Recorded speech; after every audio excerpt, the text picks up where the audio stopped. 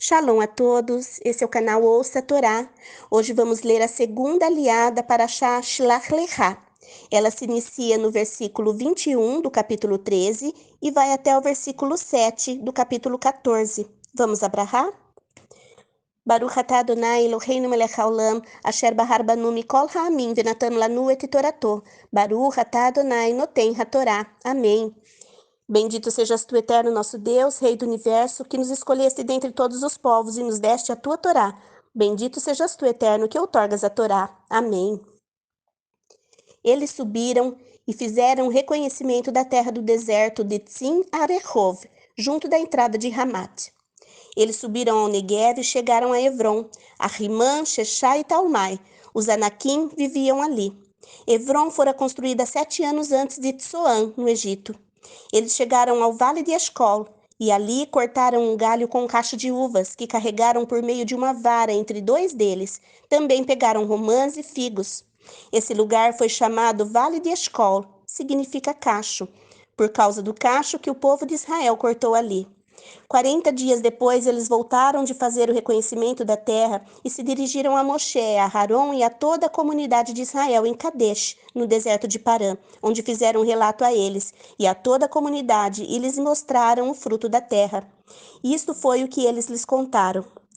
Entramos na terra a qual você nos enviou, e de fato ela goteja leite e mel. Aqui está o seu fruto. Entretanto, o povo que vive na terra é feroz, e as cidades são fortificadas e muito grandes. Além disso, vimos ali os Anaquim. Amaleque vive na área do Negev. O Iti, o Ivuzi e o Emori vivem nas colinas, e o Kenani vive junto ao mar e ao lado do Iardém. Caleb silenciou o povo à volta de Moshe e disse: devemos subir de imediato e tomar posse dela. Não há dúvida de que podemos conquistá-la. No entanto, os homens que foram com ele disseram: não podemos atacar esse povo, porque eles são mais fortes que nós. E eles espalharam um relato negativo a respeito da terra de que haviam feito o reconhecimento para o povo de Israel, dizendo: a terra pela qual passamos a fim de espioná-la é uma terra que devora seus habitantes. Todas as pessoas que vimos lá são gigantes. Vimos os Nefilim, os descendentes de Anak, procedente dos Nefilim. Nós nos sentíamos como gafanhotos, comparados a eles. E tínhamos também essa aparência para eles. Nesse momento, todo o povo de Israel gritou desesperado e chorou durante toda a noite. Além disso, todo o povo de Israel começou a murmurar contra Moshe e Aharon. Toda a comunidade lhes disse: desejaríamos ter morrido na terra do Egito ou morrido aqui no deserto. Por que Adonai está nos levando a esta terra, onde morreremos à espada? Nossas mulheres e filhos pequenos serão levados como despojo. Não nos seria melhor voltar ao Egito? E eles diziam uns aos outros: vamos escolher um líder e voltar ao Egito. Moshe e Aharon prostraram com o rosto em terra diante de todo o povo de Israel. E Yehoshua, o filho de Num, e Caleb, o filho de Efuné, do destacamento que havia feito o reconhecimento da terra, rasgaram suas roupas e disseram a toda a comunidade de Israel: a terra pela qual passamos a fim de espioná-la é realmente muito boa. Fim da segunda aliá. Baruch atah Adonai Eloheinu melech haolam, asher natan lanu Torah temet v'chayei olam natah betocheinu. Baruch atah Adonai noten hatorá. Amém. Bendito sejas tu, eterno nosso Deus, Rei do Universo, que nos deste a Torá da verdade, com ela a vida eterna plantaste em nós. Bendito sejas tu, eterno, que outorgas a Torá. Amém. Vamos aos comentários da segunda aliá, começando pelo versículo 1 do capítulo 14. E chorou o povo naquela noite.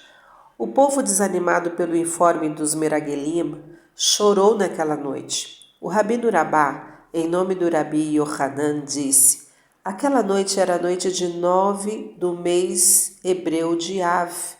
E Deus falou assim aos filhos de Israel: vocês choram nesta noite sem motivo, porém eu a marcarei como noite e choro e com motivo para vossas gerações, conforme Taanit 29a. Nesta mesma data, séculos depois, foram destruídos os 2 templos de Jerusalém e houve outros acontecimentos nefastos, pelos quais ainda hoje choramos. Neste dia marcado com sangue, onde a nossa coroa foi quebrada, a nossa glória foi jogada no chão e o nosso povo foi disperso por toda parte do mundo. Porém, o profeta Zacarias promete ao povo de Israel que Deus converterá os 4 dias de jejum e tristeza do ano em gozo e alegria, com a condição de amarmos a verdade e a paz. Assim diz o Eterno dos Exércitos: o jejum do 4º mês, 17 de Tamuz, e o jejum do 5º mês, 9 de Av, e o jejum do 7º mês, 3 de Tishrei, jejum de Gedalia, e o jejum do 10º mês, 10 de Tebet, se tornarão para a casa de Judá em gozo e alegria e em festas boas. Portanto, amai a verdade e a paz, conforme Zacarias 8, versículo 19. Comentário do capítulo 4. Ponhamos um cabeça.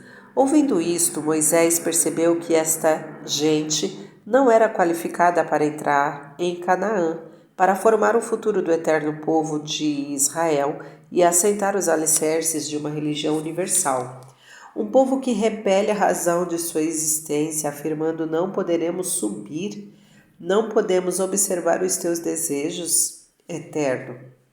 Deixai-nos escolher um outro líder, um outro roche, um novo líder e uma nova filosofia para voltarmos para algo mais fácil que exija menos sacrifícios. Um povo com este conceito, que tem medo de afrontar corajosamente o futuro por duvidar da promessa divina, um povo com esta maneira de pensar não pode divulgar perante o mundo os maiores ensinamentos da ética humanista. E voltemos para o Egito. O nefasto relatório dos exploradores motivou a destruição dos 2 templos pelos quais não temos deixado de chorar até hoje, e as suas informações falsas causaram a morte de toda a geração que saiu com Moisés do Egito, privando-a do privilégio de entrar na terra prometida.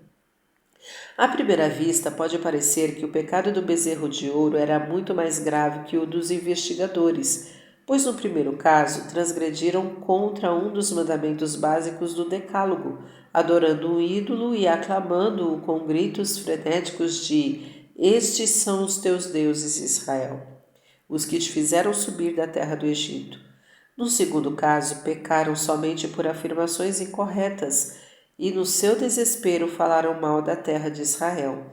Mas todos os mestres são unânimes em afirmar que o erro dos Meragelim é muito pior e por isso o drástico castigo que fez perecer toda esta geração no deserto.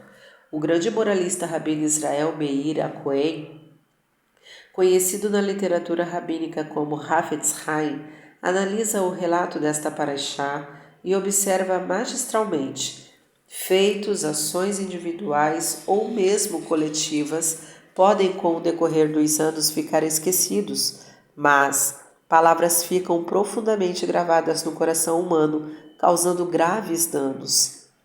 Os investigadores que Moisés mandou a Canaã relatam verbalmente sobre coisas que não viram e não encontraram. Além disso, com suas notícias nefastas, incitaram o povo a desconfiar da promessa divina que asseverara ser esta boa terra, fecunda e facilmente conquistável. Trazendo as lições deste episódio para os dias de hoje, podemos afirmar que a maior desgraça de nossa geração é o abuso da palavra. É um fato lamentável de usarmos a boca antes dos olhos, de acreditarmos naquilo que os outros nos contam, sem verificar primeiro com os nossos próprios olhos se o que acabamos de ouvir é ou não verídico. Em nenhuma outra época da história, a humanidade esteve tão desnorteada, tão desorientada pela palavra demagógica e política como atualmente. A dialética da nossa geração, o modo de argumentar e de discutir, é um palavreado vazio. Opera-se com slogans hipócritas, a controvérsia carece de lógica ou de raciocínio e se abusa deste dom maravilhoso que o Criador deu ao homem, o Verbo, para envenenar o ambiente. Não sabemos qual crime é maior, o dos Meragelim, que viviam no Dor Amidbar, a geração do deserto, ou os delitos da sociedade atual, que vive no Dor Amedaber, a geração falatória.